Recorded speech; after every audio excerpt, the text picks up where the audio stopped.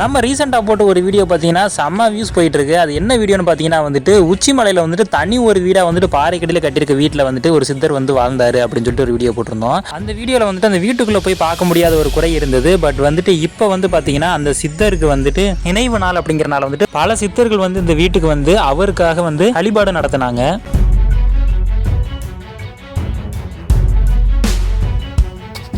தவமணி அம்மாள் அப்படிங்கிற பாட்டி தான் வந்துட்டு தன்னோட அப்பா விட்டுட்டு போன அந்த தொண்டுகளை வந்துட்டு மறுபடியும் இவங்க எடுத்து பண்ணிக்கிட்டு இருக்காங்க அப்படின்னு சொல்லி சொன்னோம். அவங்க தான் அந்த பாட்டி.